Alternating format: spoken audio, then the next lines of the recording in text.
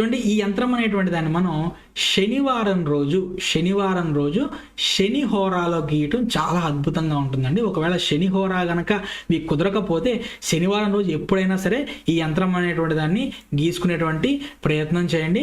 అట్లానే ఈ యంత్రాన్ని గీసేటప్పుడు ఖచ్చితంగా శుచిగా స్నానం చేయాలండి, దేవునికి పూజ చేయాలి. పూజ చేసిన తర్వాత ఈ యంత్రాన్ని గీసుకొని ఆ పేపర్ అనేటువంటి దాన్ని మీకు ఎంతవరకు కావాలో అంతవరకు ఆ ముక్క కట్ చేసుకొని మీ చేతి మీద ఈ విధంగా పెట్టుకొని మీరు ఓం నమ శివాయ అనేటువంటి మంత్రాన్ని 108 సార్లు జపించాలండి. ఇలా 108 సార్లు జపించిన తర్వాత మళ్ళీ ఓం ప్రాం ప్రీం ప్రౌం సహ శనీశ్వరాయ నమః, ఓం ప్రాం ప్రీం ప్రౌం సహ శనీశ్వరాయ నమః అనేటువంటి ఈ మంత్రాన్ని కూడా 108 సార్లు జపించడం ద్వారా ఈ యంత్రం అనేటువంటిది మీకు యాక్టివేషన్ జరుగుతుందండి. తర్వాత దీన్ని దేవుని పాదాల దగ్గర పెట్టి దీనికి ధూపాన్ని దీపాన్ని చూపించాలి.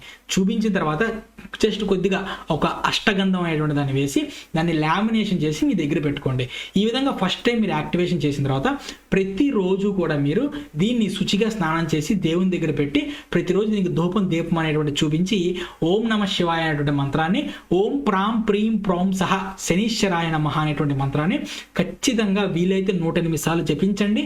లేదంటే కనీసం 21 సార్లు ప్రతిరోజు జపించాలి. ఓకేనా? ఆ విధంగా ప్రతిరోజు ఈ యంత్రం అనేటువంటి యాక్టివేషన్ జరిగిద్దండి. తర్వాత వీలైన ఎక్కువ సార్లు మీ జేబులోంచి తీసుకొని ఈ యంత్రాన్ని వీలైన ఎక్కువ సార్లు చూసేటువంటి ప్రయత్నం చేయండి. ఓకేనా?